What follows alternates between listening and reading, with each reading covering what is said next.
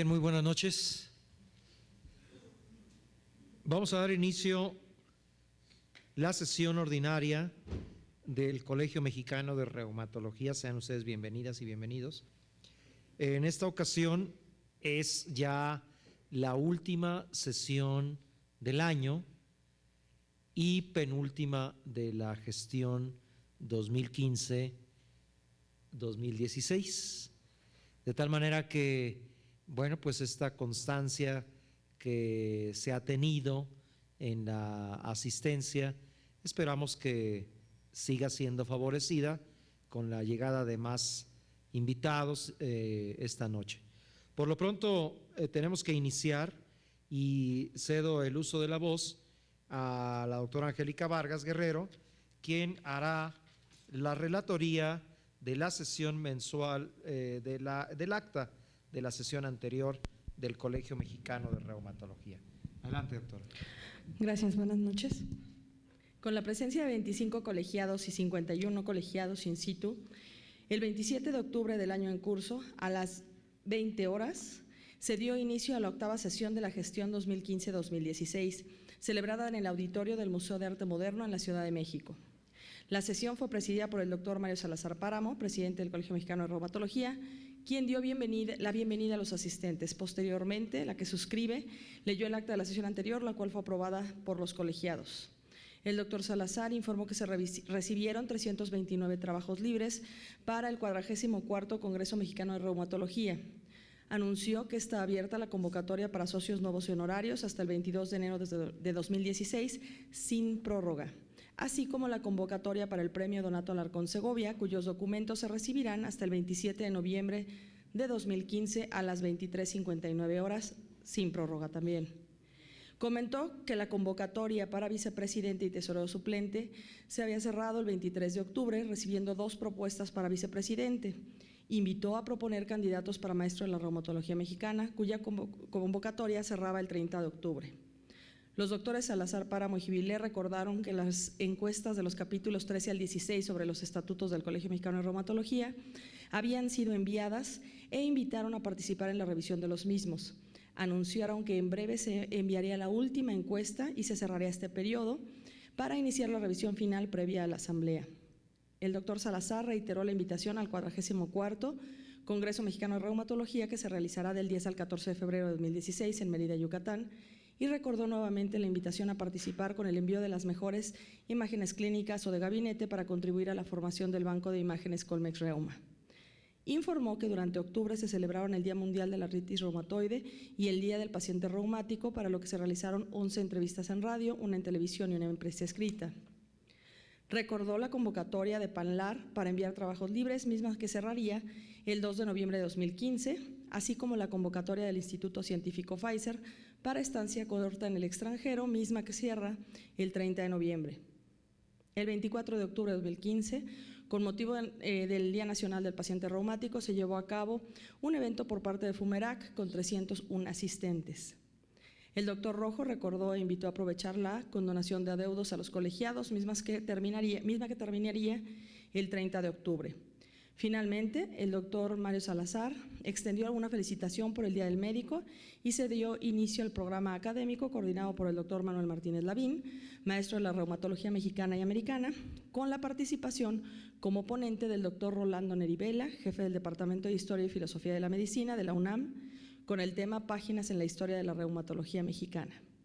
A las 20:50 horas se dio por terminada la sesión académica y se dispuso de la cena en honor del Día del Médico. Si existe algún comentario al acta de la sesión previa, y de lo contrario les pido que levanten la mano como aceptación. Gracias.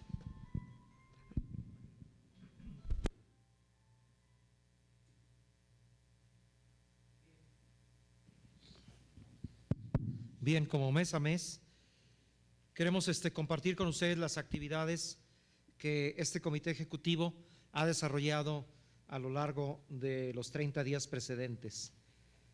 En primer término, dar cuenta de la recepción de 329 trabajos al 44º Congreso Mexicano de Reumatología. Ni duda cabe que probablemente esta sea una de las cifras más importantes de trabajos que hemos recibido. De estos se aceptaron 285, mismos que serán distribuidos en sesiones plenarias, sesiones simultáneas, sesiones de carteles guiados y sesiones de carteles. Está abierta la convocatoria, como ya dijo la doctora Vargas Guerrero, para socios nuevos y honorarios. Tiene vigencia hasta el 22 de enero de 2016. Dado que no tuvimos propuestas de candidatos a tesorero suplente, lanzamos una segunda convocatoria cuya fecha termina el 11 de diciembre del año en curso. No se presentó ninguna propuesta para maestro de la reumatología mexicana. La convocatoria para el premio Donato Alarcón Segovia continúa abierta hasta el 27 de noviembre de 2015, 23:59 horas es la fecha límite y no hay prórroga. Mantenemos el cierre también de lo que fue las encuestas sobre los capítulos 17 y 18 de los estatutos. Cerró el 30 de octubre. El día 13 de noviembre cerró la revisión total por parte de los colegiados y estamos en la parte final de la revisión de los acuerdos a las sugerencias recibidas. Esto lo coordina el grupo de revisores que es encabezados por el doctor Daniel Gibile. Los días 30 y 31 de octubre de 2015, con 68 asistentes, se llevó a cabo la Promédica Reumatológica en Colima. El 13 y 14 de noviembre en Guadalajara, Jalisco, con 68 participantes. Y los días 20 y 21 de noviembre en Aguascalientes, con 63 asistentes. Hubo un contingente importante de delegados al Congreso Americano de Reumatología del 6 al 11 de noviembre. Esto fue celebrado en la ciudad de San Francisco, en California, en los Estados Unidos, donde hubo además sesiones compartidas con la Sociedad Canadiense de Reumatología y miembros de la Liga Panamericana de Lucha contra el Reumatismo, en particular con la planeación del Congreso Tripartita que tendrá verificativo en el año 2018. Algunas entrevistas de difusión en radio durante el mes precedente, también en cuanto a difusión de las actividades del colegio.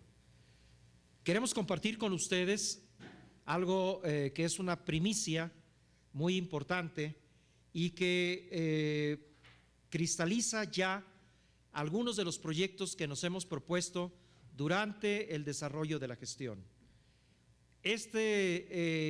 Significa mucho para nosotros porque estamos entregando ya al colegio lo que nos hemos propuesto, y esta es la nueva página del Colegio Mexicano de Reumatología. La nueva página del Colegio Mexicano de Reumatología está ya a su disposición. Es una página con un formato más fresco, más amigable. Tenemos ya los contenidos. Queremos que ustedes nos digan qué les gusta, qué les parece adecuado, cómo podemos mejorar esta página. Creo que nos llevó tiempo, sí, pero finalmente tenemos ya esta nueva página a su disposición. Por favor, consúltenla. En ella misma encuentran información muy valiosa sobre el próximo Congreso Mexicano de Reumatología.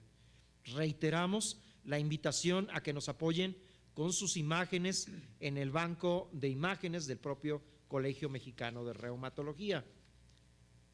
Y por supuesto no queremos dejar de pasar la invitación para que nos acompañen en el próximo 44º Congreso Mexicano de Reumatología. El programa preliminar ya lo pueden tener en sus manos.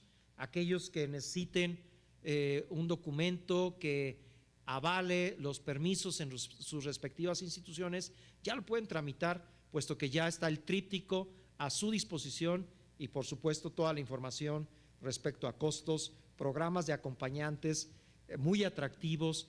Creemos que ha sido muy equilibrado, nuevamente lo repetimos, en cuanto a actividades académicas y actividades donde podamos compartir entre todos.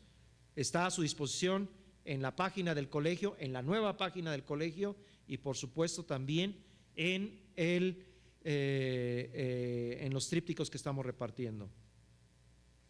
Bien, voy a ceder el uso de la voz a la doctora Vargas Guerrero, no sin antes mencionar dos importantes reconocimientos que agremiados de nuestro colegio han recibido durante el mes precedente o el mes que está por concluir. Primero, el reconocimiento a la excelencia en medicina al doctor Juan Canoso Ardigó, un premio, una distinción muy merecida por toda la trayectoria que el doctor Juan Canoso ha significado dentro de su palmarés académico como médico. Premio también a la locución 2015 en la categoría de salud y bienestar social a nuestro estimado amigo doctor Jacinto Herrera León, este premio que es un premio nacional y que la Asociación Nacional de Locutores distingue al doctor Jacinto Herrera León, quien a su vez es el presidente de la correspondencia de la península de nuestro país. No quiero pasar también desapercibido nuevamente el reiterar el reconocimiento que se otorgó a la doctora Mari Carmen Amigo Castañeda como maestra del Colegio Americano de Reumatología. Lo habíamos anunciado desde el mes anterior, pero durante el evento del Congreso en San Francisco se reiteró, más bien se hizo evidente esta distinción y bueno, pues también le reiteramos nuestra satisfacción y el orgullo de su pertenencia al Colegio Mexicano de Reumatología. Antes de pasar la voz a nuestra coordinadora de esta noche, la doctora Vargas tiene algunos anuncios también muy importantes. Bien, se abre la recepción de solicitud para becas para el Congreso Mexicano de Reumatología. Desde mañana les llegará la fecha límite hasta cuándo se pueden enviar. La única vía para solicitar becas va a ser mediante las bases que están en la página del Colegio Mexicano de Reumatología, entonces por favor aténganse a ellas. Mediante esta se matará al Comité de Educación y con respecto o con base en ese resultado se darán o no las becas.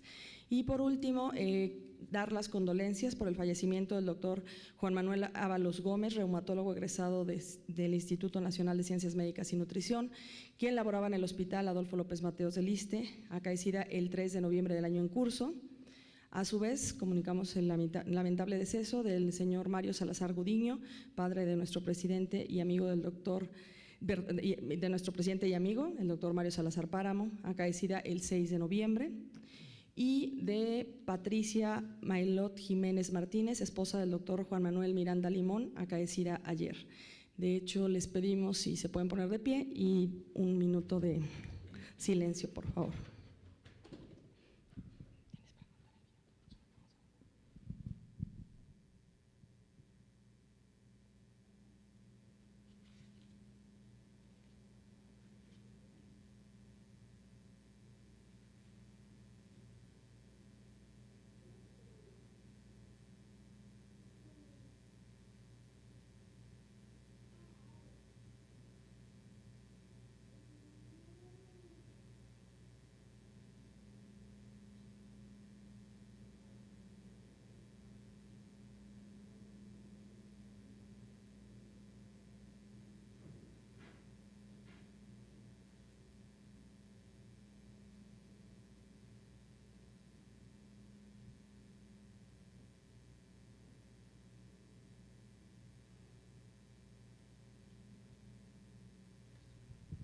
Muchas gracias.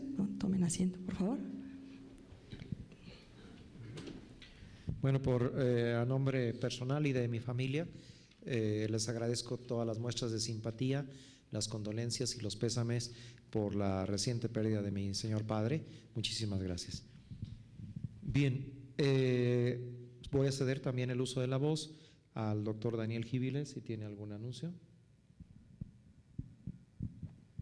Nada más recordarles que, bueno, lo que ya se mencionó en relación a los estatutos, ya se terminó la encuesta que duró aproximadamente 3 meses en las que todo el mundo tuvo oportunidad de participar con sus comentarios. Se recibieron 91 comentarios a diferentes partes de los estatutos, 47 personas participaron.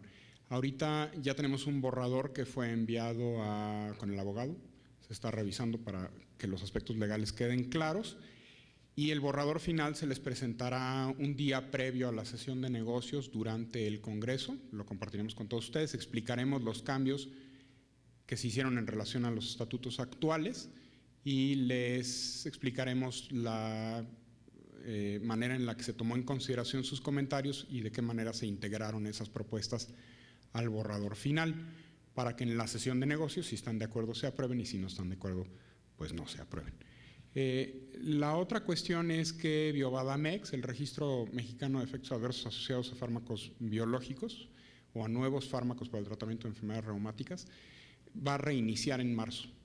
Hemos estado conversando tanto con la Sociedad Española de Reumatología para obtener apoyo de ellos en relación al aspecto informático y de mantenimiento de la base de datos, el aspecto logístico y analítico de la misma, y con la industria farmacéutica para obtener los apoyos necesarios para que esta base de datos pueda continuar funcionando.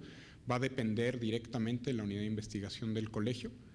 Y bueno, conforme ya hablamos también con 9 centros en diferentes partes del país que van a participar en la primera etapa, proporcionando o registrando eventos adversos, y conforme vaya pasando el tiempo iremos incluyendo a más centros para que participen en Biobadamex. Ya con mayor detalle les informaremos acerca de los avances en este sentido.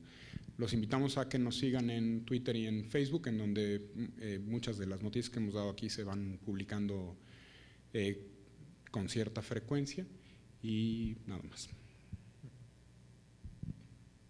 Sí, como ustedes pueden darse cuenta, los proyectos que nos hemos propuesto como mesa directiva están cristalizando. Es justamente el proyecto Biobadamex, la revisión de la reforma de los estatutos, la página web, y bueno, todavía tenemos algunos proyectos en curso que esperamos a fin de la gestión que encabezo poder concluir satisfactoriamente. También la tesorería, no sé si alguna información. Solamente invitarlos a las personas que no hayan hecho todavía su inscripción para el seguro de vida colectivo que tenemos, lo hagan, por favor. Lo único que se requiere es que la hoja que se les envió, en ella pongan su firma de aceptación y los beneficiarios, y prácticamente es todo lo que se requiere, y que nos las hagan llegar en forma física, no electrónica, sino en forma física. Entonces, son 100,000 pesos, por supuesto no van a arreglar la vida de nadie, pero en los momentos más críticos son de gran ayuda. Así que la invitación para que todos los que no lo hayan hecho hagan este trámite, por favor.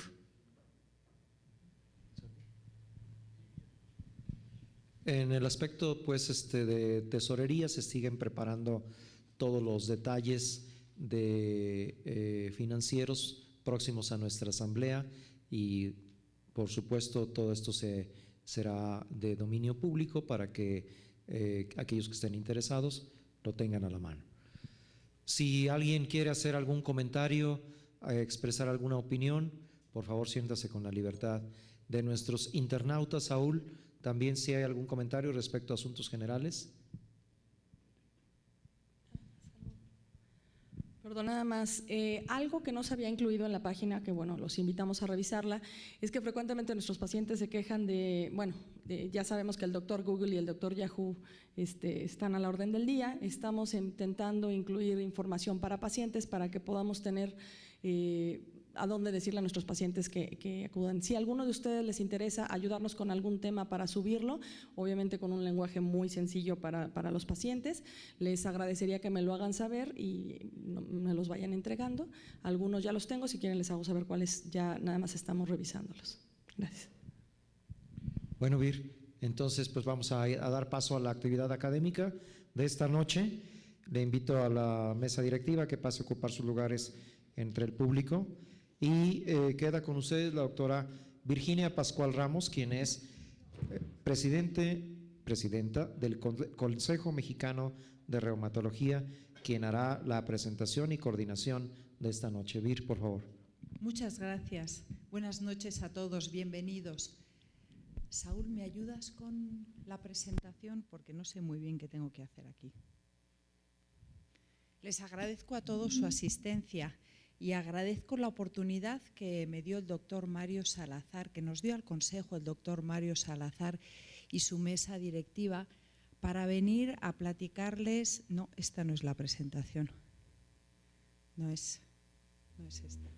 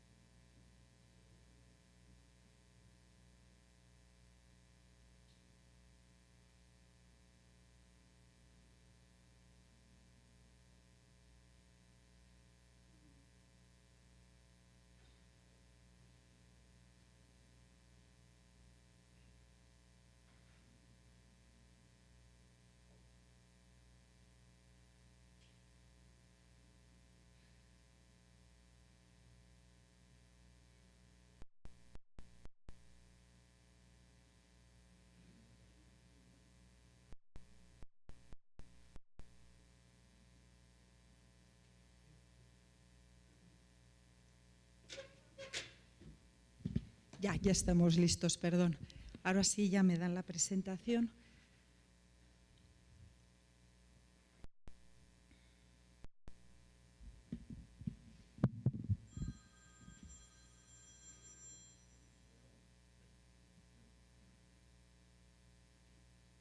¿Puedes apagar el teléfono, por favor? Miguel Ángel Saavedra. Muchísimas gracias.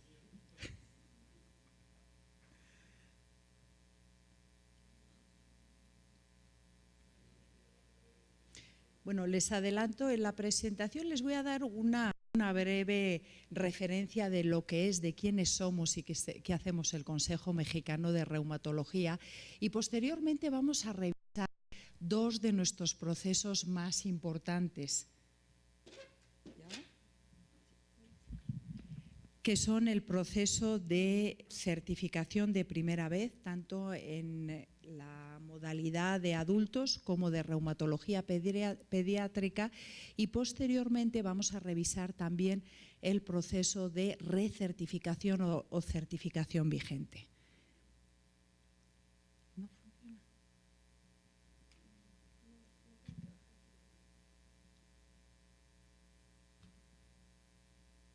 Me has dicho que ahí no estaba.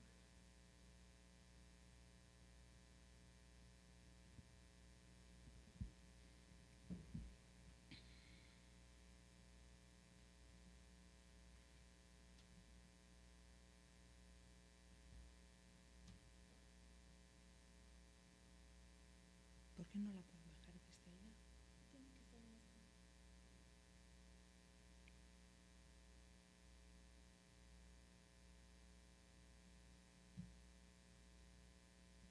Ya está cargando, ya se ve. A ver.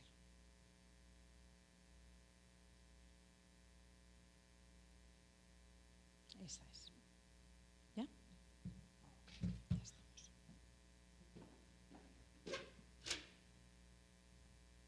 Ya estamos listos. Y como les decía, vamos a hablar un poquito de lo que es el Consejo, qué hacemos, qué hemos hecho durante el año 2015. Vamos a revisar dos de los procesos más importantes en los cuales trabaja el Consejo, que es la certificación de primera vez en sus dos variedades, reumatología de adultos y reumatología pediátrica. Posteriormente vamos a revisar lo que es el proceso de certificación vigente o recertificación, y finalmente tendremos una conferencia magistral sobre el enfoque educativo por competencias, actualidad o moda pasada, que nos dará el doctor Rogelio Lozano Sánchez. Finalmente tendremos unos 5 o 10 minutos para algunas preguntas.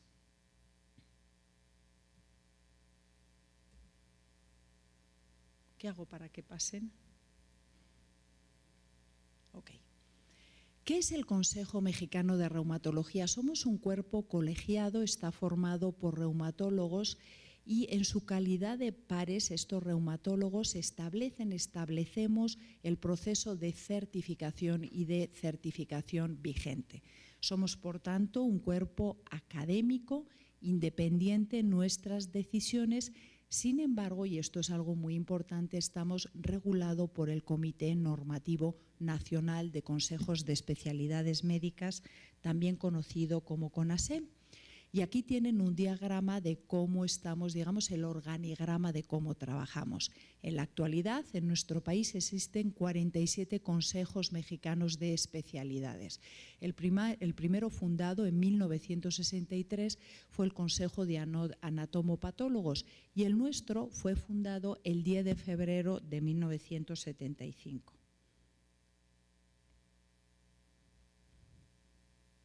Desde 1995 tenemos un organismo que es el Comité Normativo Nacional de Especialidades Médicas, que es nuestro jefe, por así decirlo, y quien regula todas nuestras actividades.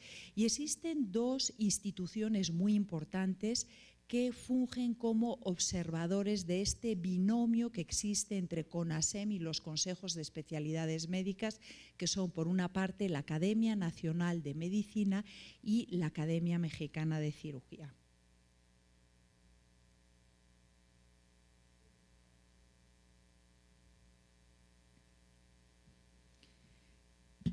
¿En qué se basa esta unión o este binomio entre Consejo y CONASEM?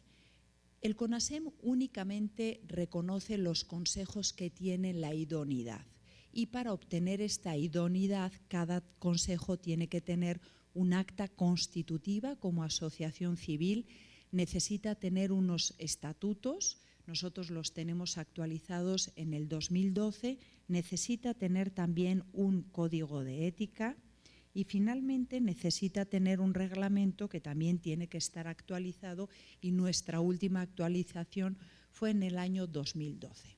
Sin embargo, a raíz de un nuevo marco legal, y ahora hablaremos un poquito de este marco legal, en el año 2015 el Consejo Mexicano de Reumatología ha tenido que tener otras actividades que han consistido fundamentalmente en el desarrollo de manuales de procedimientos y en el desarrollo de un currículum único para la certificación vigente.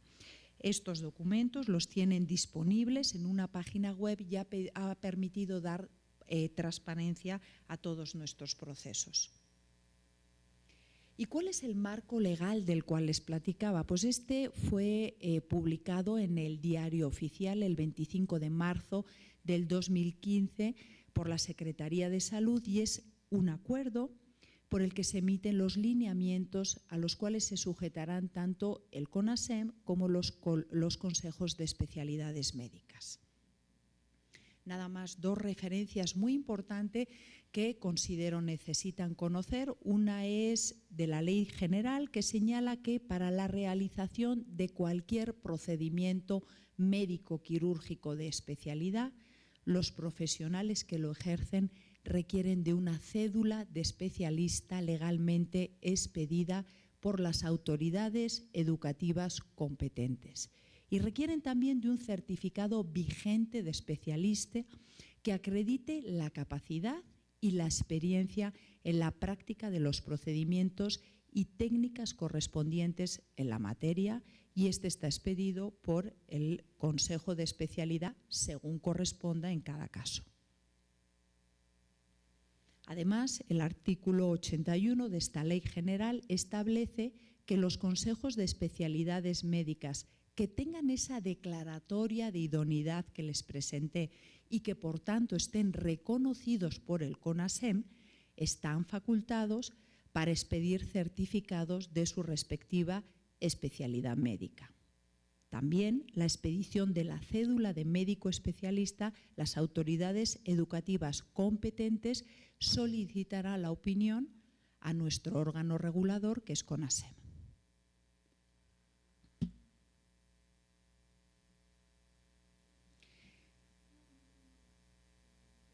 Soy yo. Vaya por Dios, perdón.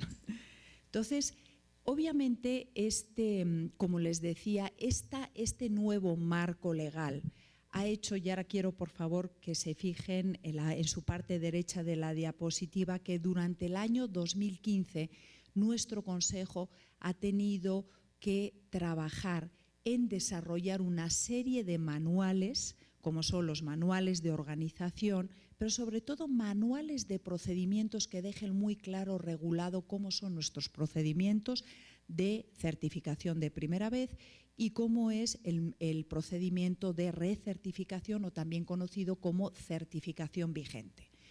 Estos tres manuales están ya en CONASEM. Hay dos de ellos que ven ustedes que tienen un asterisco, porque si bien los encuentran ustedes en la página web, todavía están sujetos a revisión por parte de CONASEM para presentarles la última versión o una versión aprobada por CONASEM. Sin embargo, consideramos que son documentos tan sumamente importantes que es necesario que ustedes ya conozcan cómo trabajan o cómo trabajamos. Y el último documento en el cual hemos estado trabajando, y el doctor Arce hablará un poquito más de él, es justamente en este currículum único para la certificación vigente. Y como les decía, estos documentos están disponibles en la página web.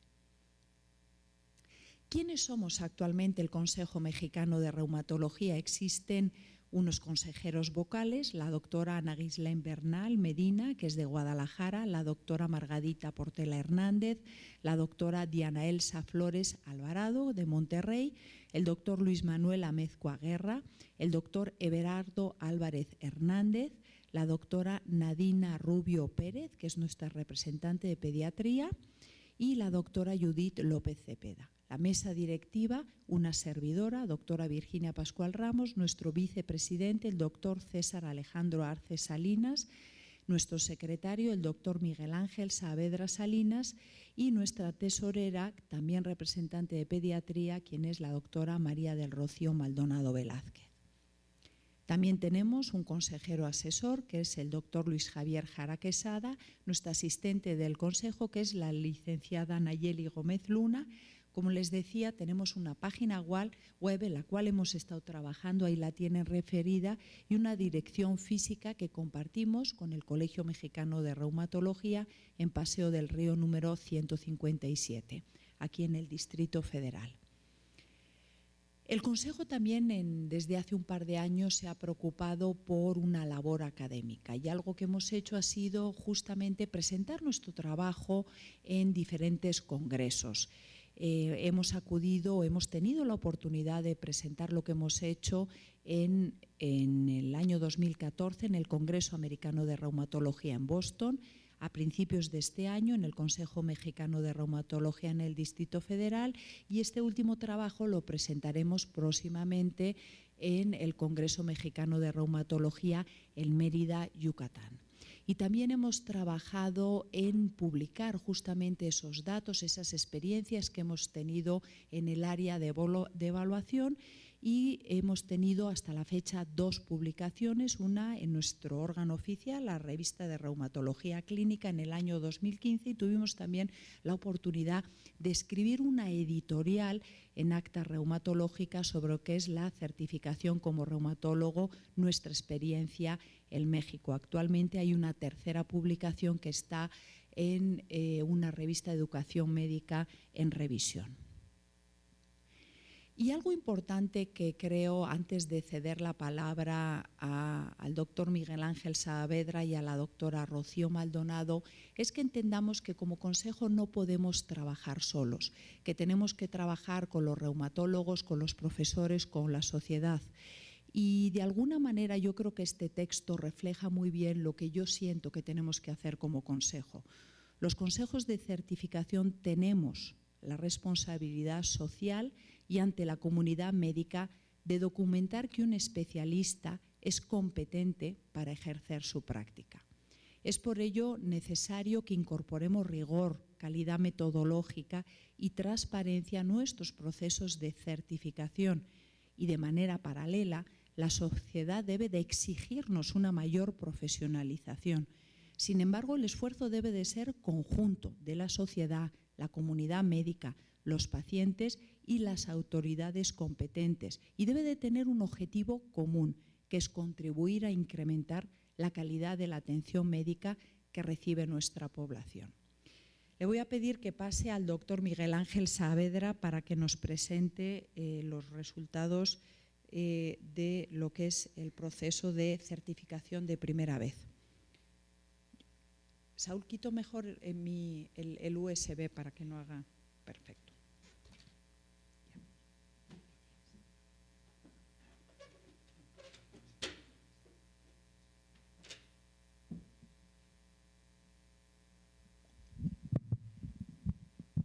Buenas noches a todos. Gracias al comité por la oportunidad de esta presentación. En realidad mi presentación es muy breve y me referiré al proceso de certificación para reumatología de adultos desde el punto de vista de primera vez.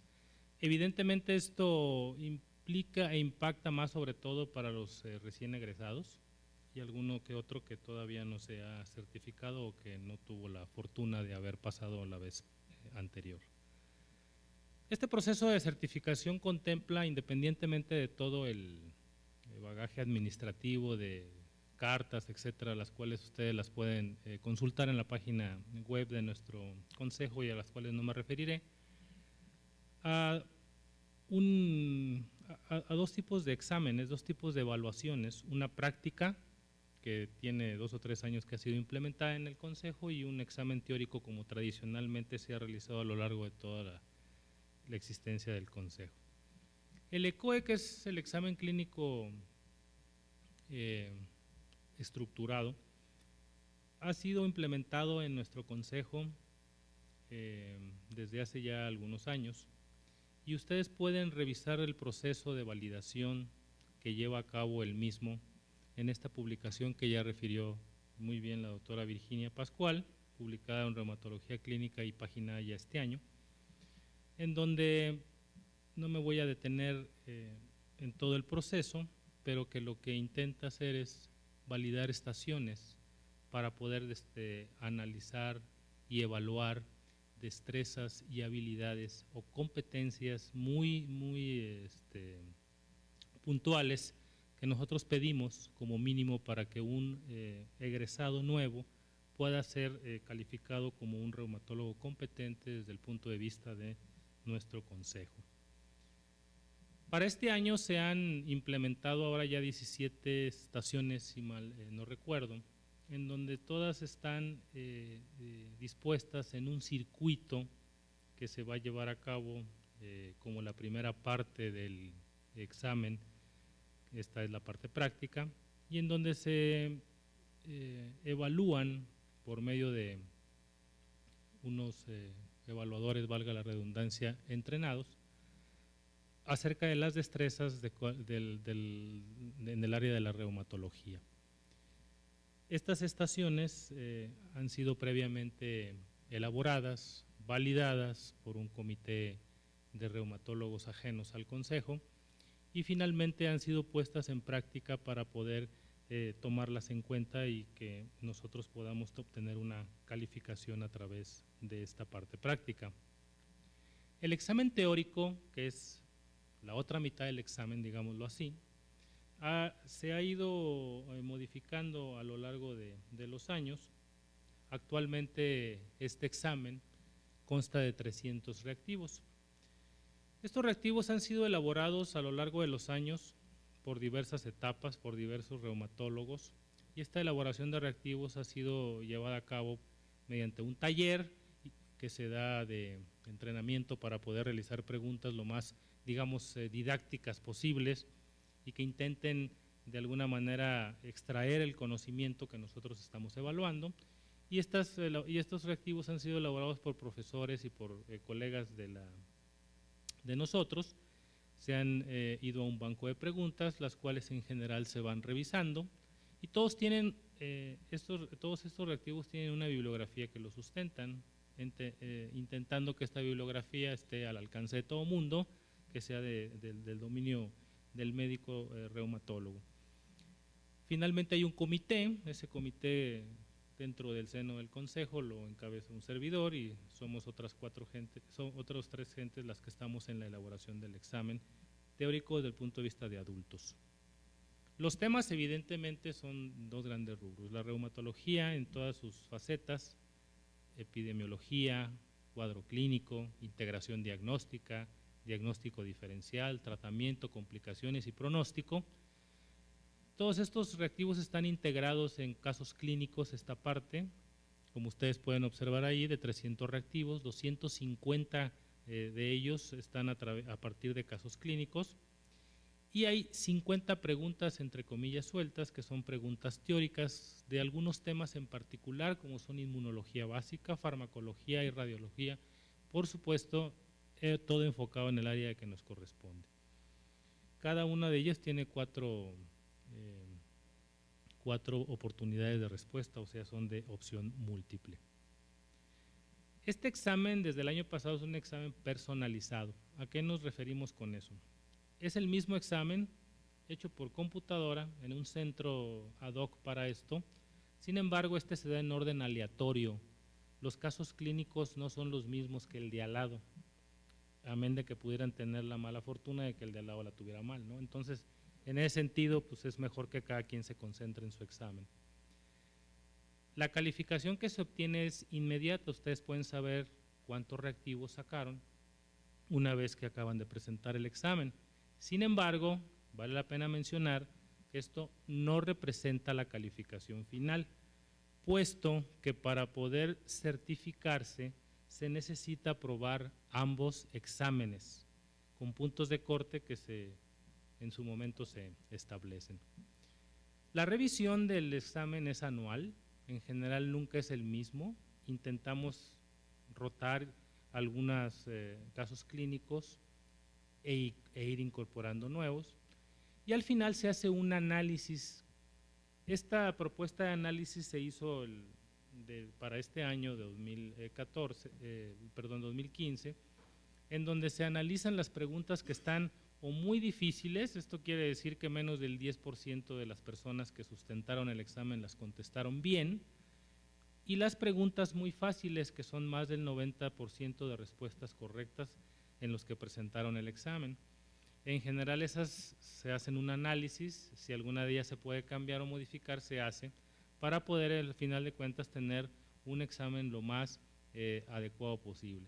aunque como se ha discutido en el seno del Consejo, esto varía de generación en generación y a veces un examen que ha sido muy difícil en un año resulta que para el otro no lo es tanto. Entonces, bueno, eso es susceptible de análisis que se va haciendo año con año y probablemente yo para esta ocasión vaya a proponer otras 2 estrategias de análisis que quizá nos puedan dar una información un poquito más cercana a lo que los profesores de curso, por ejemplo, estuvieran ansiando saber de sus residentes. La aprobación del examen es obligatoria, si se reprueba cualquiera de los 2 exámenes, tanto el ECOE como el examen práctico, pues no se acredita. Y la calificación se obtiene por un consenso previo a la aplicación del examen. Este punto de corte varía entre 60 y 70 y depende de varias cosas, sin embargo, esto se establece antes de que se presente el examen. Y bueno, en conclusión, los instrumentos que tenemos, al menos en lo que tenemos la impresión es que han mostrado ser sólidos, confiables, válidos, pero sobre todo que es un proceso transparente en el cual nosotros podemos asegurar que el que presenta tiene la calificación que ha obtenido de una manera contundente. Muchas gracias por su atención.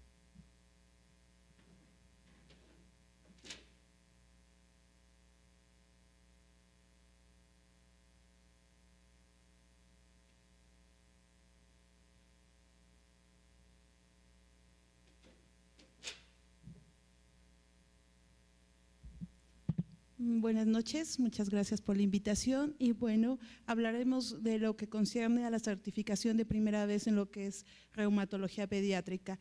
Prácticamente nosotros nos hemos pues acoplado más o menos a lo de adultos, sin embargo el porcentaje o el número de residentes de primera vez de reumatología pediátrica es muy escaso.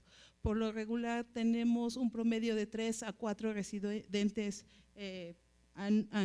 por año y en este momento solo contamos con 3 sedes pediátricas que son el Centro Médico Siglo XXI, el Centro Médico La Raza y el Hospital Infantil de México. Desde hace un par de años se ha puesto en los estatutos que para hacer reumatología pediátrica y ser certificado de pediatría debe ser un médico que sea 100% pediatra. Es una de las nuevas normas que se ha aplicado a esta certificación. Y obviamente cumplir con los requisitos que son muy similares a los de los médicos de adultos. Tenemos un examen muy parecido al de adultos. Tenemos nada más, nosotros no contamos con todas las estaciones que ellos tienen, obviamente por la cantidad de residentes. A pesar de que hay 2 plazas por cada una de las sedes, que en realidad deberíamos tener 6 sustentantes cada año, más los que no han presentado, como decía el doctor Saavedra, el examen en una primera ocasión, pues sin embargo siempre ha sido muy poca la cantidad de personas que se han presentado. El año pasado tuvimos 4, el anterior tuvimos 3 y este año esperamos tener un poco más. Se hace igual un examen práctico, nosotros solo tenemos un circuito y un examen teórico, el examen teórico de primera vez, y también tenemos un examen para la certificación vigente. Aquellos médicos que no reúnan toda la puntuación para certificarse pueden hacer también su examen escrito. Nosotros también hacemos reuniones, tenemos nuestro grupo de trabajo, reuniones previas a la aplicación del examen, en donde el examen se hace lo mismo que en los adultos, se hacen las preguntas, se revisan, todas también tienen una bibliografía que sustenta la respuesta a estas preguntas. Tenemos también se establece un punto de corte, normalmente por la cantidad de médicos pediatras que sustentan el examen, normalmente tomamos el mismo punto de corte que los adultos, que está aproximadamente entre 60 y 70. Y nosotros contamos este año con 8 estaciones, son 8 competencias, cada competencia dura aproximadamente 8 minutos, teniendo una duración total de 64 minutos el examen. Normalmente tenemos 2 instrumentos de evaluación, tenemos nuestra lista de cotejo, tenemos en la cual se evalúa el desempeño del residente y tenemos también un evaluador para cada estación, médicos que están entrenados para hacer este examen, que son reumatólogos pediatras y que conocen sobre el tema. Y pues de acuerdo a la lista de cotejo se va calificando el desempeño del médico, esto también lo realizan los adultos y tenemos, lo que hacemos es revisión de las áreas clínicas, o sea, patologías reumatológicas que están contempladas dentro del programa educativo durante los 2 años de formación de los reumatólogos pediatras, en donde exploramos exploración física, interrogatorio, estudios de laboratorio y gabinete, etcétera, con la finalidad de que se tenga un enfoque global de todas las patologías que vemos comúnmente. Y también tenemos un examen teórico. El examen teórico consta en el momento actual de 250 preguntas. 225 son casos clínicos, igual que en los reumatólogos adultos, cada una con 4 posibles respuestas, y tenemos 25 preguntas generales que van generalmente de inmunología o farmacología. En total son 250 preguntas. Estamos también contemplados dentro de este nuevo sistema electrónico en donde el residente hace un examen y en el mismo tiempo que termine el examen se le entrega la puntuación inmediata. También si tiene que aprobar los 2 exámenes para poder considerarse que está certificado. Prácticamente pues tenemos el mismo sistema que los adultos, les digo, lamentablemente son muy poquitos, pero estamos tratando cada vez más de poder integrar a más médicos y tener una evaluación como ellos. Nosotros no tenemos un análisis estadístico tan acertado debido a la poca población que tenemos, a pesar de que tenemos un examen muy completo que se va renovando año con año. Gracias.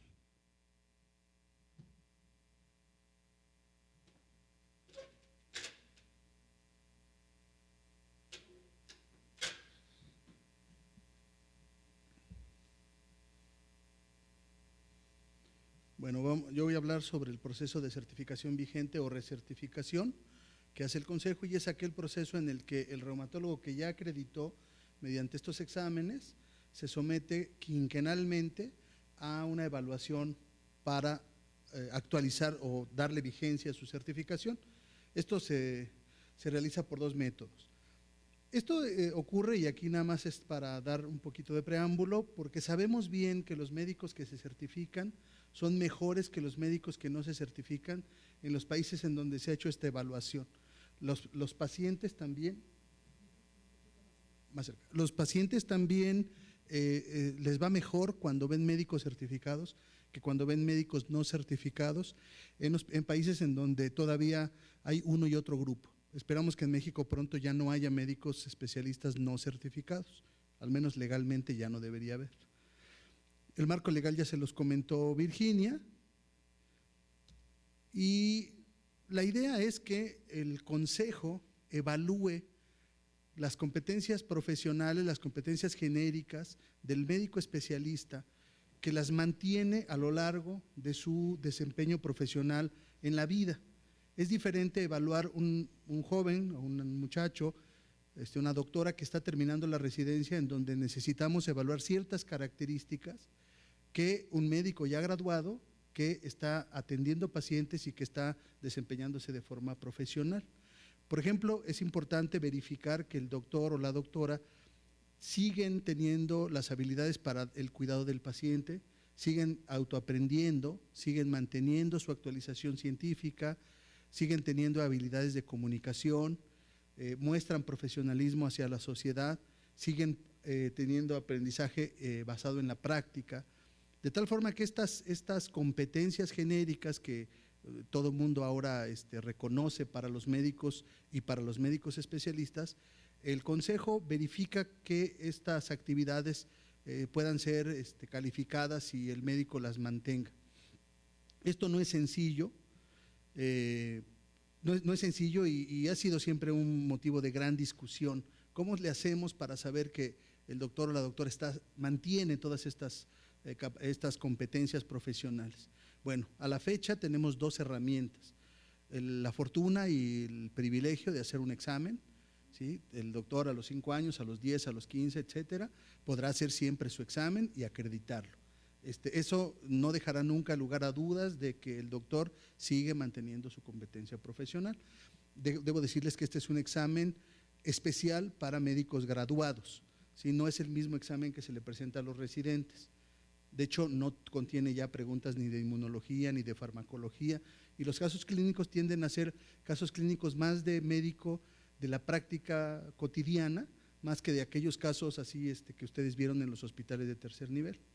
Pero la parte que yo les quiero comentar hoy es la revisión curricular, en la cual este año tuvimos una tarea descomunal, déjenme decirle, discusiones enormes,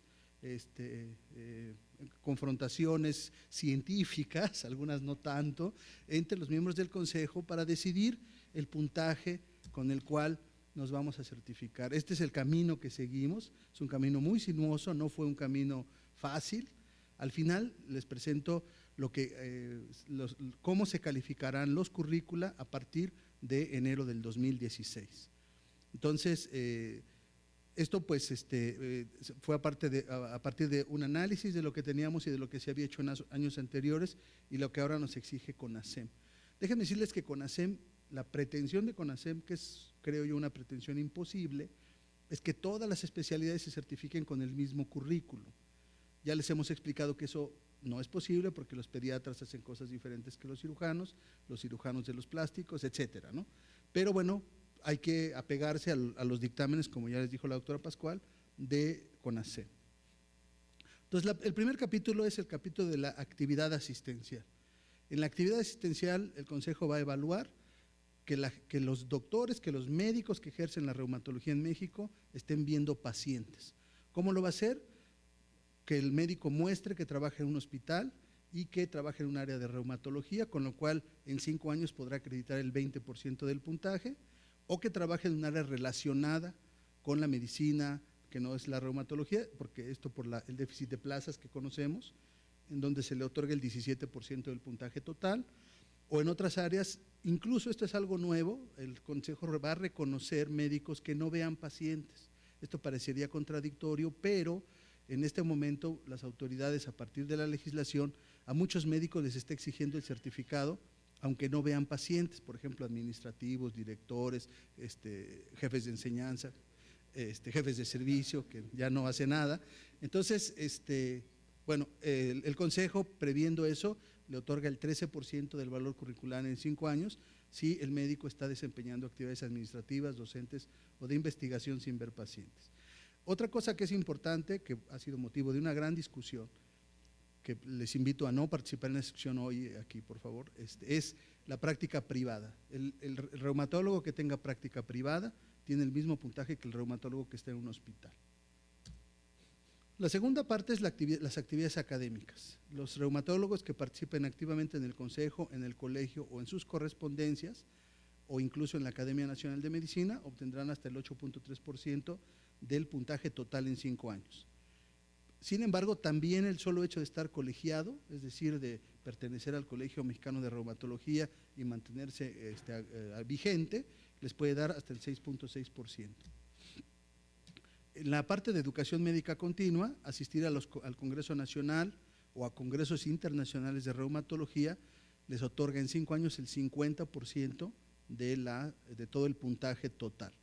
Otras actividades avaladas por el colegio o realizar un doctorado les otorga el 33%, la asistencia a la sesión del colegio o de las correspondencias en 5 años, así como ahorita todos ustedes y los internautas, creo que sí, los internautas también, se les otorga el 33%, una maestría terminada el 25% y un diplomado terminado 16.7%. Estas actividades adicionalmente se pueden sumar entre sí para poder dar lugar a 250 puntos, que es el 83% de lo requerido. Por lo que ustedes ven, se privilegian aquí todas las actividades del colegio, ¿sí? Particularmente, bueno, el congreso, el curso internacional y todas las demás actividades de educación médica continua que el colegio, que aparte su labor, el estatuto dice que ese es su propósito, pues les da un puntaje muy grande, que proporcionalmente es mayor que en muchos otros consejos. Y esto lo discutimos mucho y la idea pues es fortalecer al colegio en todas sus actividades académicas, que los reumatólogos no andemos en otras actividades académicas que no sean las propias de la especialidad, particularmente aquellas que el colegio dirige o coordina. En las actividades docentes se reconocen a los profesores, ya sea titulares, y lo único que se requiere es que tengan un aval universitario, ya sea titulares, adjuntos, asociados, tanto en reumatología como en otras especialidades afines. También se reconocen por primera vez a los tutores de tesis, ya que ahora la especialidad es un grado académico, la especialidad médica, entonces también dirigir una tesis de posgrado como especialista médico debe darle un puntaje, también cuando son conferencistas, y este puntaje abarca desde el 3 hasta el 25%, y algunas categorías se pueden sumar. Todo esto lo pueden ver con mucho detalle en la página del Consejo. Al igual que lo hemos hecho en años anteriores, los médicos que participen publicando tanto libros, capítulos de libros, editando, siendo colaboradores, siendo recopiladores, presentando trabajos en el Congreso, en congresos internacionales, todo eso da puntaje, pertenecer a sistemas de investigadores, y esto en total puede dar entre el 15 y el 30%. Entonces, en resumen, la participación de las actividades del colegio otorga hasta 270 puntos, que es el 90% del puntaje quinquenal. Entonces, aquí nosotros queremos insistir en que, bueno, pues hay que estar con el colegio y participar plenamente en todas sus actividades. Se le da un mayor peso a la práctica privada para incluir a médicos fuera de instituciones o médicos jubilados, y se favorece la inclusión de médicos que no están frente a paciente, como investigadores administrativos, pero que también estén participando en actividades de educación médica continua. La reflexión final es que el examen, la evaluación por examen y curricular es siempre de buena fe. El Consejo es un órgano que actúa, no sé qué sea eso, pero actúa de buena fe, así dicen sus estatutos, y esperamos que todos aquellos que se sometan a la evaluación también actúen de buena fe. Como ya mencionó Virginia, tiene como propósito asegurar la atención con calidad de la especialidad para la sociedad, para los pacientes. Sin embargo, por primera vez también, y esto ya está ahí, hay sanciones claras para quien no actúe de buena fe.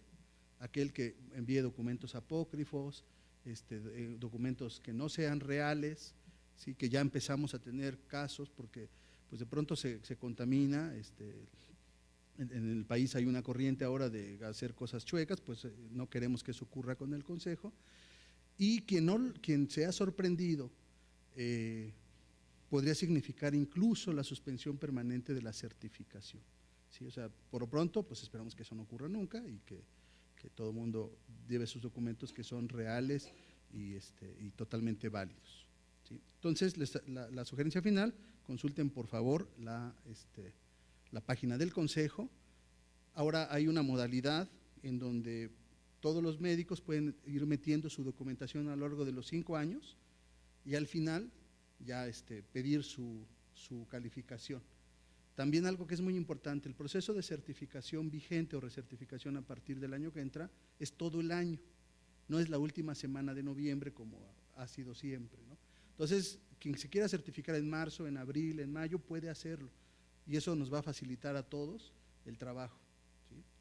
Y bueno, una vez que he concluido esta presentación, quiero presentarles al doctor Rogelio Lozano Sánchez, maestro de muchos de nosotros. Él es médico cirujano por parte de la Facultad de Medicina de la UNAM, tiene una maestría en psicopedagogía clínica con orientación psicoanalítica por parte de la Universidad Autónoma de Barcelona, y actualmente es jefe de desarrollo académico de la Facultad de Medicina de la UNAM. Y además es un médico excelente en cuanto a la motivación para que nosotros aprendamos sobre educación médica.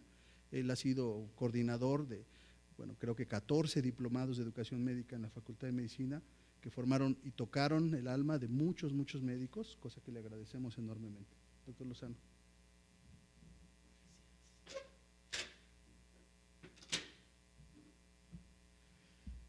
Pues en primer lugar agradezco mucho la invitación del colegio a estar con ustedes, conocerlos, interactuar, y les cuento una anécdota. antes de venir, no estaba viendo que me mandaran mensajes para ir por el pan, nada más estoy viendo la hora que me corresponde hablar con ustedes. Antes de venir acá me metí a la página, por cierto muy bonita, muy buen diseño para quien la diseñó, y me di cuenta que me habían invitado a dar una plática magistral.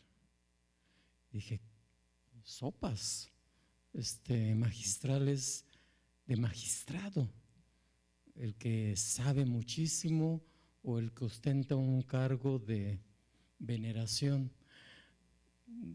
Se mandaron, sí, pero eso me obligó a revisar mi presentación muchas veces, y hoy fue, ayer y hoy, después de todas las noticias que están ocurriendo en la universidad, con los cambios políticos que hay, dije, bueno, pues a ver cómo me defiendo con el colegio. Y miren, estaba yo revisando mi presentación una y otra vez, dije, no, ya mejor la dejo como lo había diseñado desde hace meses que me invitó Alejandro, y le di algunos toques, pero en ese momento llegó mi colaboradora, que es la psicóloga educativa Mónica Ramírez, que ustedes llegaron a conocer, y me dice, le traigo un artículo, se llama Comunicación Efectiva.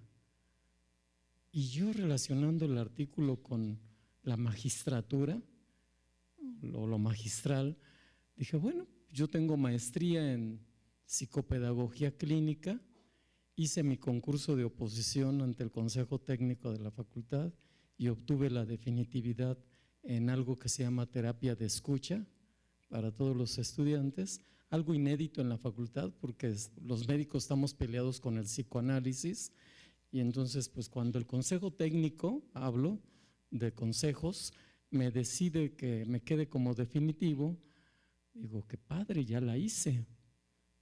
Pero en este momento, Mónica, ¿por qué me trae este examen? Digo, este artículo.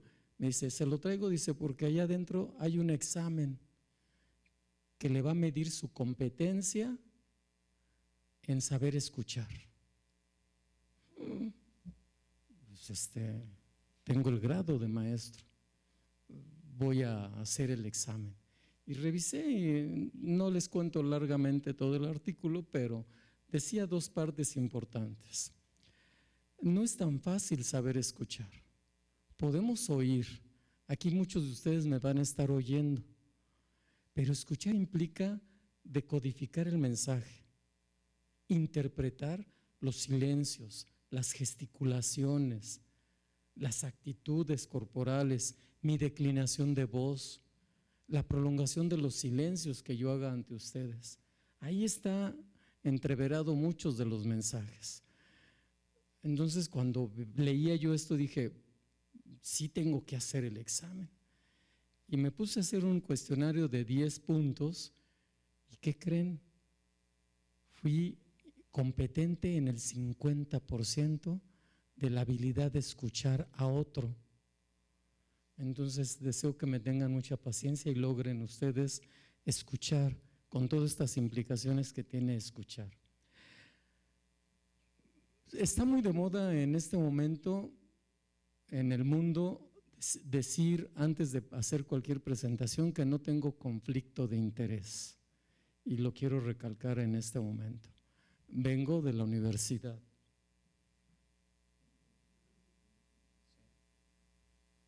Traje mi escudito abajo para que supieran que no pertenezco al consejo, no pertenezco al colegio, no soy reumatólogo, soy educador, y entonces mi maestría está orientada hacia allá y mi carrera dentro de la facultad ha sido como educador. Entonces, el subtítulo que más me atrajo es demostrar en esta plática con ustedes si es moda actual o ya es pasado, y ahora que los oigo con esa intencionalidad de medir competencias, pues sí quiero aclarar que no tengo ningún conflicto de interés, ni con el colegio, ni con el consejo, ni con ninguna industria farmacéutica que me protagonice o me financie. Entonces empiezo, creo que se le da con esto, con la flecha o con el aparatito este. ¿Con este? El de acá. Los puntos que quiero abordar con ustedes son para poder hablar de las competencias y el enfoque de esta corriente educativa, pues tenemos que revisar rápidamente qué transformaciones han ocurrido en la educación médica del siglo XX y XXI. Analizar también la complejidad del concepto de competencias, su evolución en el campo de medicina y las ventajas y retos que tenemos. Y de aquí a lo mejor me conquisto a varios para que vayan a hacer el diplomado o la maestría en educación en ciencias de la salud, y qué padre será para mí. Las tres grandes transformaciones que ustedes ven en esta diapositiva son, primero, el informe Flesner, ocurrido allá por 1910, cuando nosotros estamos en la plena revolución mexicana. El segundo gran cambio o gran transformación fue el aprendizaje basado en problemas, como una innovación para integrar las ciencias básicas y acercar al estudiante a los problemas de la medicina. Y la tercera gran transformación fue la educación basada en competencias, y ya me estoy atreviendo a decir fue. Con esto estoy haciendo un mensaje muy claro. No sé si sea moda o ya es pasado. Entonces ahí se los voy a dejar para que hagan sus propias conclusiones. Obviamente las transformaciones están íntimamente amarradas a un debate curricular. ¿Qué deseamos hacer de un plan de estudios? Currículo no es más que plan de estudios, no lo interpretemos de otra manera. Ya sea en el posgrado, en el posgrado o en el pregrado, currículo es correr, caminar en un periodo determinado y llegar a un punto que casi siempre coincide con nuestro título, con nuestro grado y con la posibilidad de certificarnos como expertos en un área. Pero este debate siempre ha estado acompañado de todo lo que ustedes ven en esta diapositiva: avances científicos, perfiles educacionales, problemática de los servicios de salud, certificaciones de las escuelas y de los profesionales en cada área, orientaciones pedagógicas que marcan una ruta a seguir dentro de la educación, y sobre todo en fondo blanco tienen ustedes las competencias profesionales. La primera transformación a la que me voy a acercar es el informe Flesner, 1910. México se encuentra en plena lucha de la Revolución Mexicana. Y entre tanto, allá en Estados Unidos y Canadá, Abraham Flesner visita durante 18 meses 155 escuelas con algunos requisitos. Se podría decir que Abraham Flesner es el primer verificador de la calidad educativa y toma varios elementos que ustedes notan a mano derecha: requisitos de admisión, número de estudiantes, forma en que se llevaba a cabo la enseñanza, laboratorios, equipos que se utilizan, en qué consistía la práctica clínica, la fuente de sus recursos financieros. Y lo que encuentra Abraham Flesner es un exceso de escuelas de medicina, una calidad educativa inapropiada y gran cantidad de médicos mal capacitados, y sobre todo una mala distribución geográfica. Las recomendaciones que hace el informe, una vez que es publicado, y que quiero decirles que no hemos superado el informe Flesner, hoy por hoy la mayoría de las escuelas de este país sigue teniendo un modelo flesneriano. Yo esperaría que el nuevo director tenga muy en cuenta esto y ojalá haga transformación y cambie el modelo flesneriano a un modelo diferente. Flesner, sin embargo, nos otorgó varias cosas. Su recomendación inicial fue acreditar la calidad de las escuelas, que éstas a su vez también se afiliaran. Yo todavía me quedo sorprendido que las escuelas existieran en Canadá y en Estados Unidos sin ser afiliadas a una universidad, pero así sucedía en aquella época. Recomendó que hubiera bases sólidas en las ciencias básicas, biomédicas, sociomédicas y humanísticas para la enseñanza en la educación médica y en la atención médica. Privilegiar obviamente la enseñanza en laboratorios y en la clínica, contar con la asistencia de cada especialidad, es decir, pedir información a los especialistas, fortalecer la formación clínica en hospitales con procesos clínicos, contar con un determinado número de camas por estudiante y otorgar menos valor, fíjense aquí, menos valor a la enseñanza ambulatoria frente al peso que confería la enseñanza en hospitales. ¿Qué consecuencias tuvo? Se inició un proceso de organización y mejora de la calidad científica y se cerraron muchas escuelas. Estas intervenciones, ahí las tienen ustedes marcadas. 1910 había 147 escuelas en Estados Unidos y ya para 1921 se tenían 83 escuelas. Para el 29, después de 19 años, solo se tenían 76 escuelas que gozaran de esa calidad científica y de posibilidades de estandarizar su proceso de enseñanza. El modelo flesneriano, visto así, garantizó dos cosas.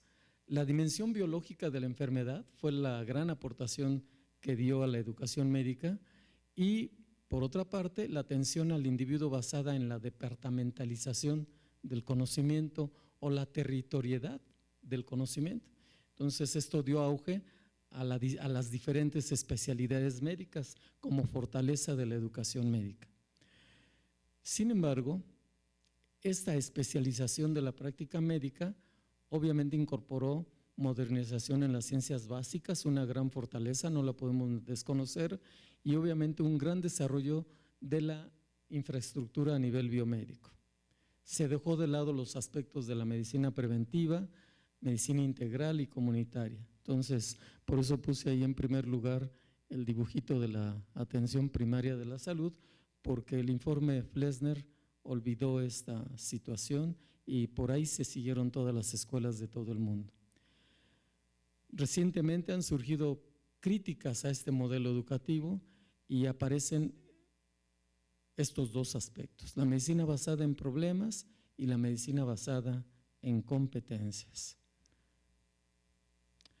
La segunda gran transformación fue el ABP, o sea, el aprendizaje basado en problemas. ¿Dónde surge? Surge en la Escuela de Medicina de la Universidad de McMaster en Canadá. Ahí encontré una figura de la escuela. Yo no he tenido oportunidad de conocerla, pero es una escuela de las más trascendentes hasta la actualidad. Fíjense en qué año ocurre esto, 1968.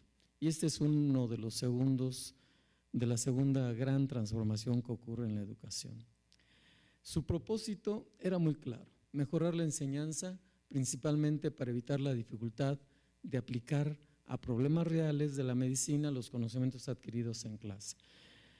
Su estrategia, hay mucha definición en relación, hay muchas definiciones, muchos conceptos, no se terminan de poner de acuerdo en qué consiste el ABP. Norman y Smith, aquí citado en 1992, lo propone como un método. Yo respeté a los autores, pero aquí entraríamos en contradicción, porque método es una cosa y estrategia es otra cosa. No quiero ahondar en este terreno, pero bueno, respeté uno de los autores más recomendados como es Norman y Smith, y dice método instruccional que provee al estudiante de conocimientos para la solución de problemas. Y esto es muy importante que lo tengamos muy en cuenta para lo que nos lleva al motivo de la plática. ¿Qué metas tuvo esta segunda transformación? Pues una de las que más se marcó es cómo lograr que el estudiante aprendiera significativamente. Cómo hacer que no se tardara mucho tiempo para que lograra integrar el conocimiento y cómo hacerle para que aplicara los conocimientos básicos a problemas clínicos. Que sepa que si se está aprendiendo el plexo braquial, tiene una utilidad tarde o temprano, pero que no la descubra muy tardíamente, sino simultáneamente. Y obviamente el desarrollo y adquisición de destrezas para la solución de problemas. 3 elementos más dentro de las metas que se marcó esta estrategia es el razonamiento clínico en un estadio muy temprano y aprender a trabajar en grupo, que mucho nos hace falta en este país. Sabernos escuchar, como fue el motivo de la primera anécdota con la que arranqué. El aprendizaje independiente, no trabajar de manera fragmentada o en feudos en todas las organizaciones de este país. Bueno, pues estas categorías o estas intencionalidades son descritas como categorías por Howard Burroughs en 1996 y propone estas categorías. Que sea un modelo educativo centrado en el estudiante, es decir, que ponga atención a los estudiantes, no a la disciplina o al profesor como primer elemento protagónico del proceso de aprendizaje. El aprendizaje se lleva a cabo en pequeños grupos. Aquí ya está exagerado el grupo, si alcanzan a ustedes a ver la cantidad de personas, son las que yo tengo ahorita en mi aula de integración básico-clínica. Yo doy esta materia en el nuevo plan de estudios y tengo esa cantidad que ustedes ven ahí. Son como 10, 2, 4, 6, 8, 10 personas. Son muchísimos, todavía no es un pequeño grupo. Lo ideal es que fueran 6 estudiantes. El papel de los profesores se convierte en guía o facilitador del proceso de aprendizaje. Y los problemas son el estímulo eje que conduce la posibilidad de aprender. Los problemas obviamente se convierten también en la posibilidad de desarrollar habilidades clínicas en una forma muy temprana. Y la nueva información se obtiene a través de un proceso que también tiene que ver con procesos metacognitivos o de una manera muy sencilla, como un proceso de autorregulación e independencia por parte del estudiante.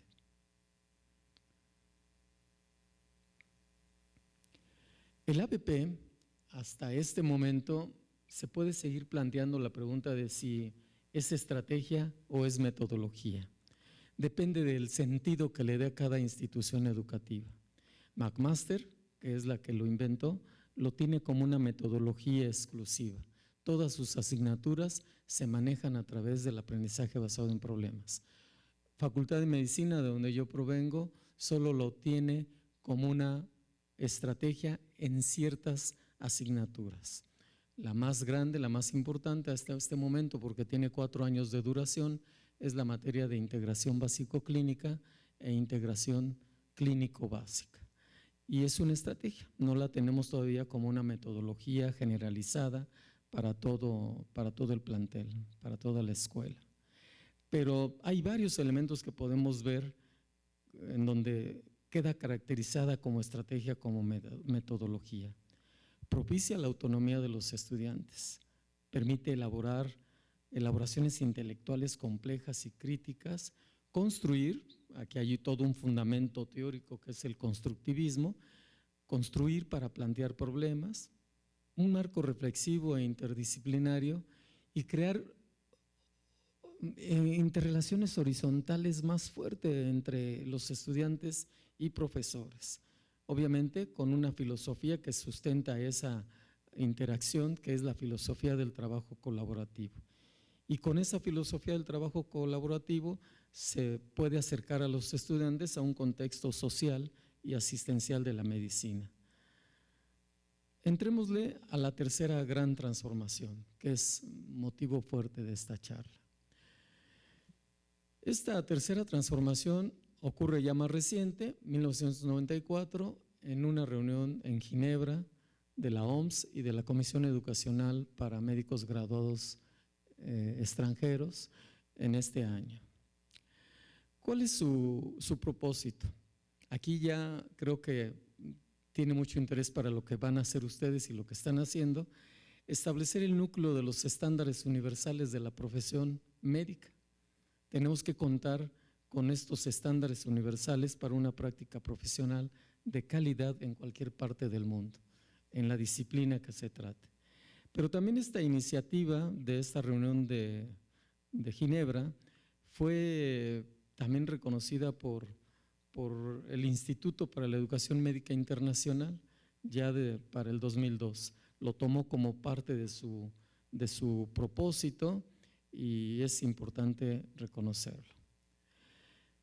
Un poco antes, para 1999, en la reunión de Bolonia, que fue otra reunión importante para toda Europa, logró reunirse ahí 29 países europeos y lograron identificar un marco común para la titulación un sistema de movilidad de estudiantes, profesores y profesionales con créditos compatibles y el fortalecimiento de la calidad de la enseñanza con base en competencias. Ya se empezaba a hablar de este enfoque fuertemente.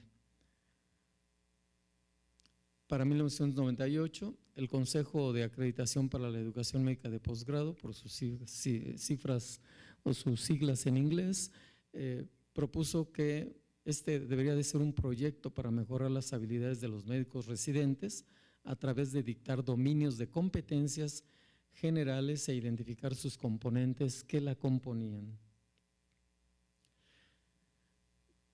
Aparecieron otras comisiones para el 2010, ya más reciente, la Comisión Lancet se mete a diagnosticar que hay varios elementos, entre ellos todas las contribuciones y avances en el desarrollo de salud no impactaban, eso reconoce él, dice, pues a pesar de que hay avances, contribuciones en la ciencia, en el área de la salud, no impactan de manera satisfactoria a la educación y a la atención en la salud.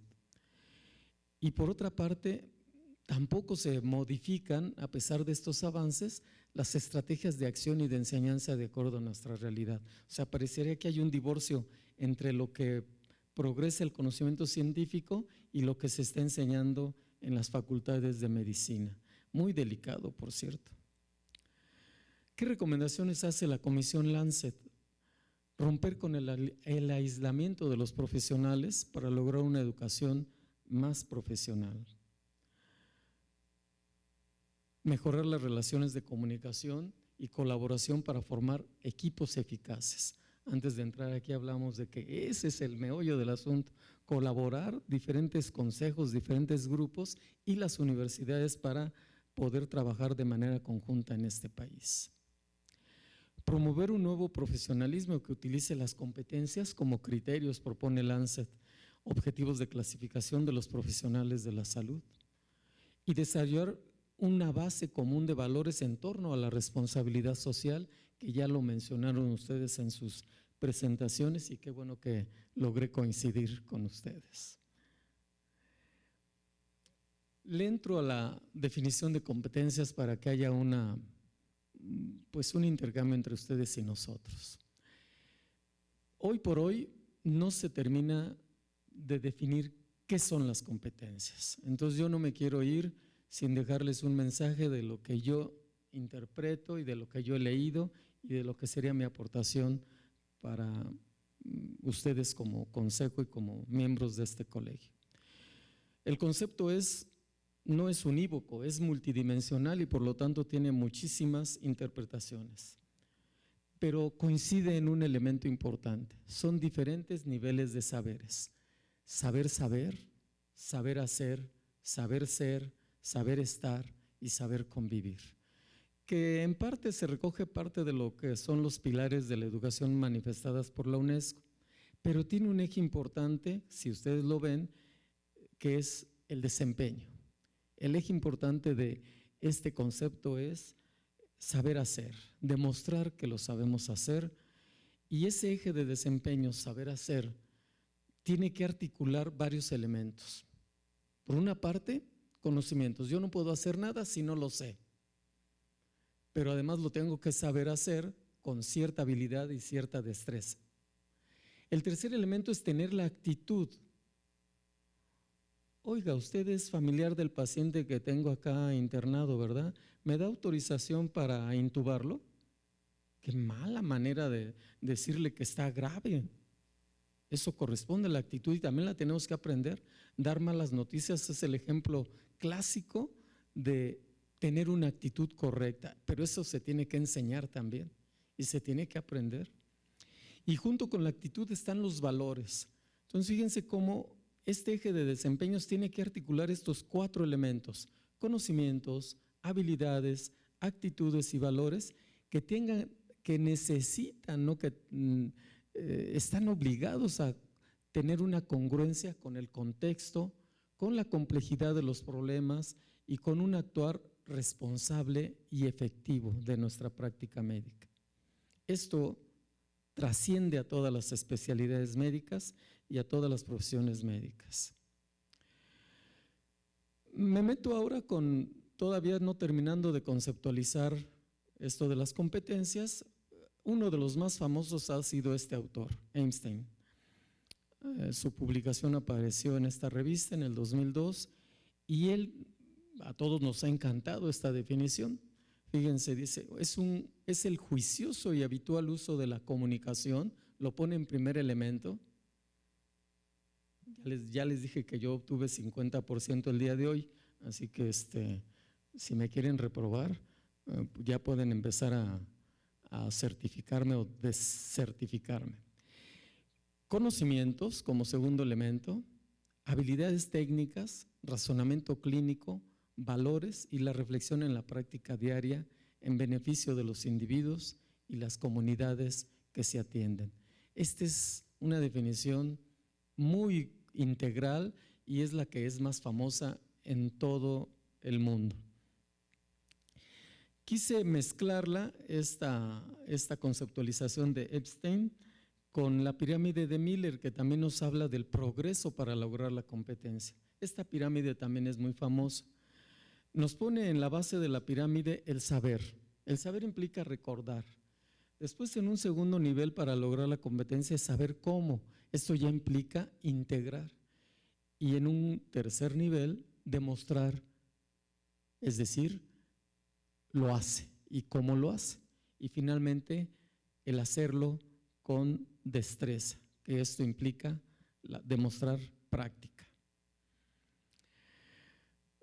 Aparte de este autor, aparecen otros autores ya en otro año, 2008, en Medical Education, Albanese y colaboradores, y ellos lo que es interesante y creo que les convendría para reformular lo que están haciendo ustedes, es mirar a la competencia como un producto final de la instrucción y no en el proceso.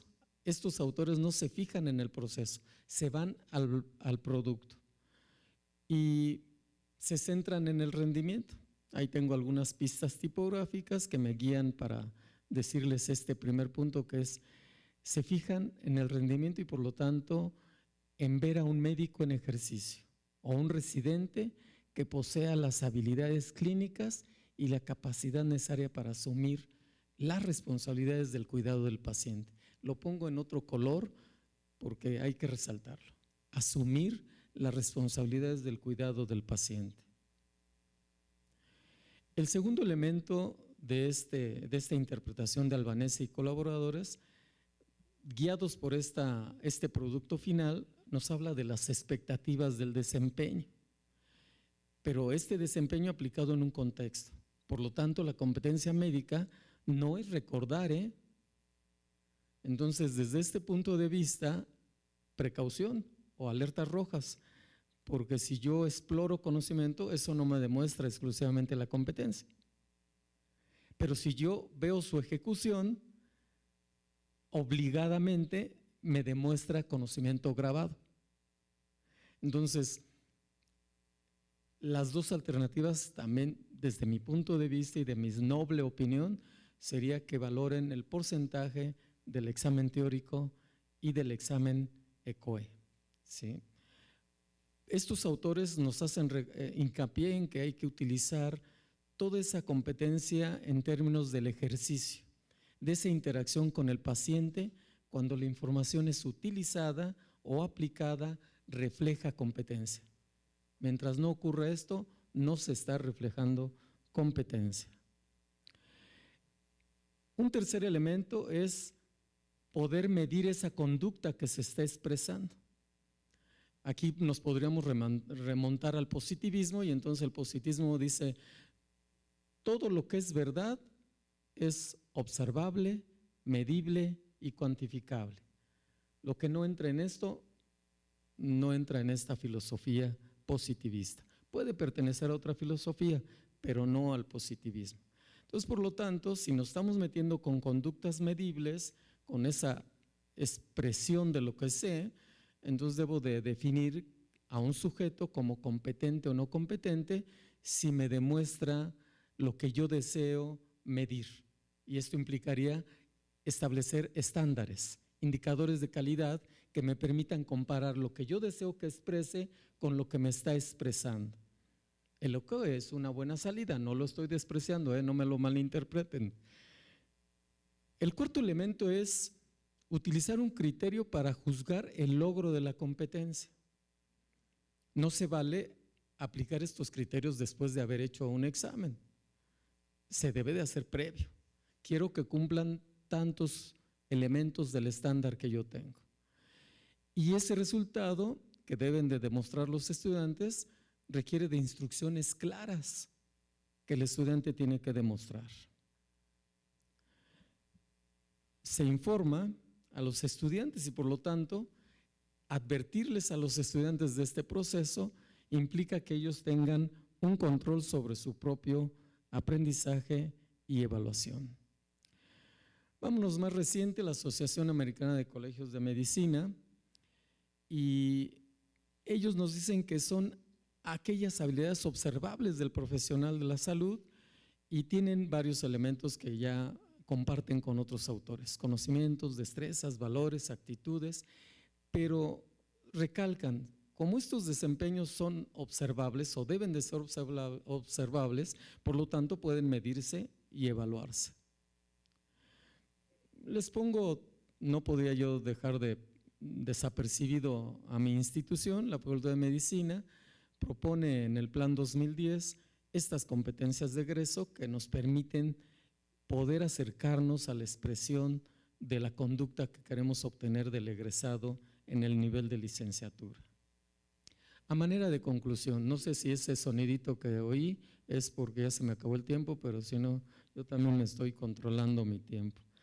A manera de conclusión, tenemos que demostrar cómo adquirir ese conocimiento, cómo aprenderlo, cómo sujetarlo en nuestras manos, cómo hacerlo propio.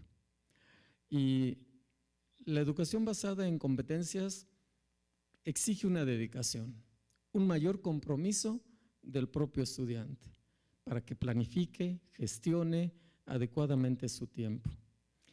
Y algo con lo que nos hemos encontrado, por lo menos yo lo he visto en varias universidades de este país y en varias reuniones de otros consejos, que tenemos que definir claramente qué es una competencia en términos de lo genérico y en términos de lo específico. Si nos vamos con las competencias genéricas, también se les denomina transversales y son las competencias que comparten todas las profesiones.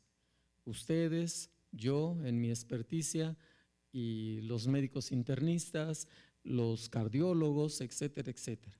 El ejemplo clásico es la comunicación.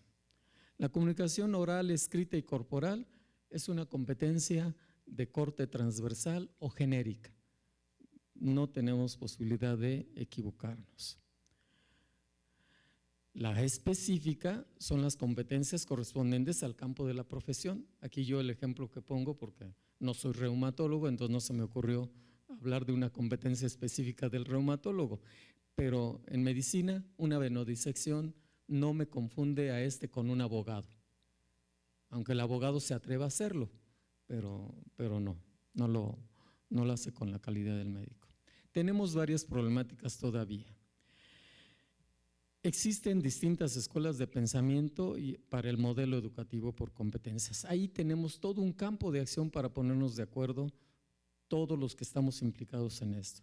Pero lo recomendable es hacerlo explícito en el plan de estudios de cualquier institución. Nosotros fuimos muy precavidos en la facultad. Todavía si hoy por hoy abren el plan de estudios, ahí entre quién sabe qué número de páginas se encuentran escondido el modelo educativo y dice que es un modelo mixto, por asignaturas y con un enfoque de egreso articulado por competencias. Fuimos muy tímidos todavía. Ese va a ser un reto para la nueva administración académica de la facultad.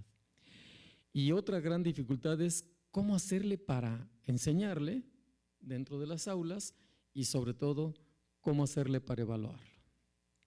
Y a veces se le deja a los docentes la responsabilidad de cumplir con este enfoque su labor educativa.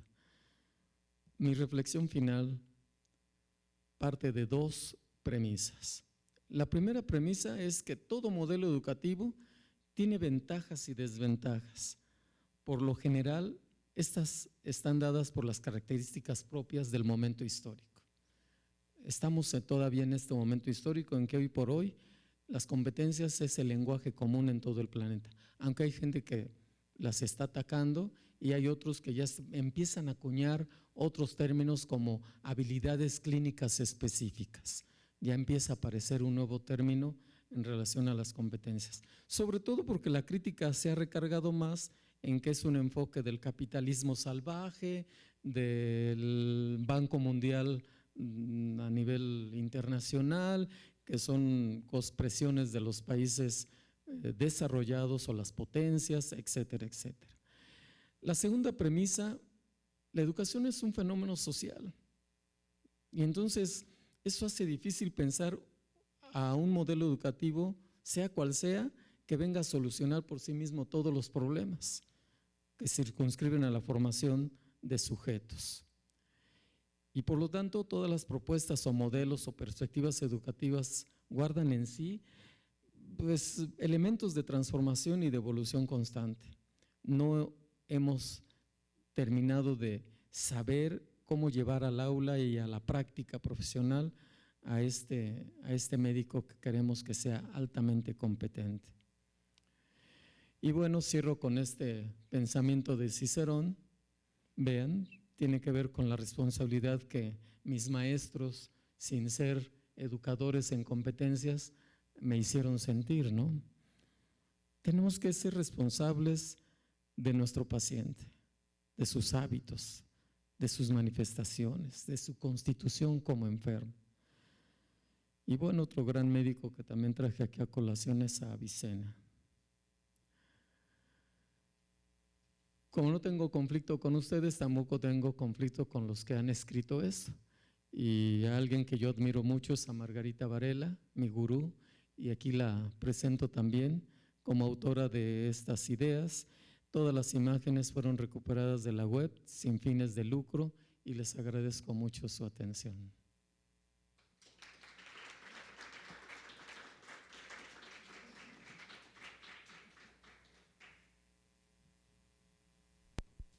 Bueno, agradecemos al doctor. Una pena, ya no nos va a dar tiempo para preguntas. Aprovecho para informarles que la fecha máxima de recepción, bueno, se abre desde mañana para lo de las solicitudes para beca para el Congreso Mexicano de Reumatología y se cierra el 11 de diciembre. Ya saben, 11:59. Hasta luego, gracias.